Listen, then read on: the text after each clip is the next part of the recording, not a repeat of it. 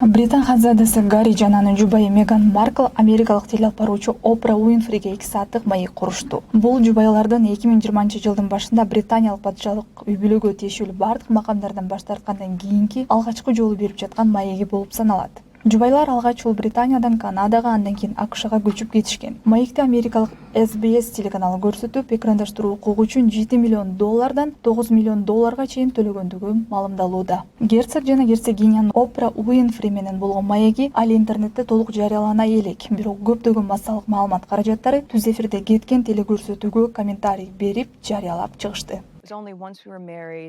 Мен Улуу Британиянын падышалык үй-бүлөсүнүн мүчөсү болорума ишенчү элем, анткени ал жөнүндө эч нерсе билбей чоңойдум. Анын үстүнө падышачылык үй-бүлөсүнүн мүчөсү болуу боюнча курстарым жок. Мен өзүм изилдеп, түнү бою Британиянын гимнин жаттап чыктым. Королева менен биринчи жолу жолугушуудан мурун Гарри менден реверанс билесиңби деп сурады. Үй-бүлө мүчөлөрү андай кылбаш керек деп ойлогом. Мен Гарринин алдында тез эле машыгып, ханышага болгон кызыгуум өтө терең болчу.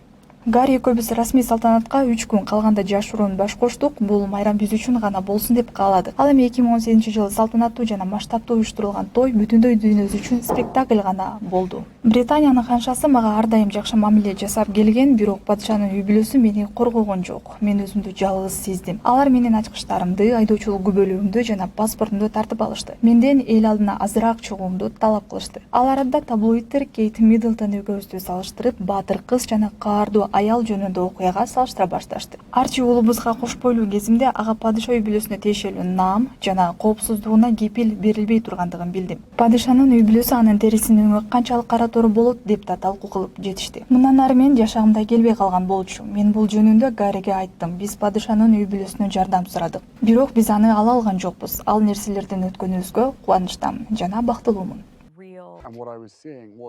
Экинчи балабыз кыз болот.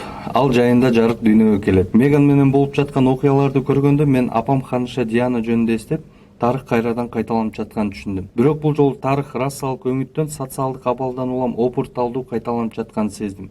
Мен падышалык үй-бүлөдөн жардам издөөгө аракет кылдым, бирок таба алган жокмун. Менин туугандарым Меганды жактап чыгууга бир нече мүмкүнчүлүктөрү бар болчу, бирок андай болгон жок. Антсе да аларды кандайдыр бир мааниде түшүнөм.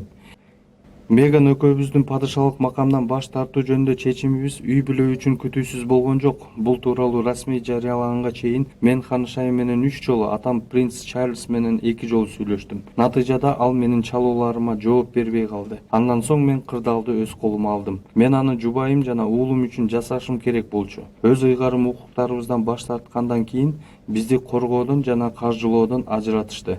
Апамдан алган каражатка жашадык.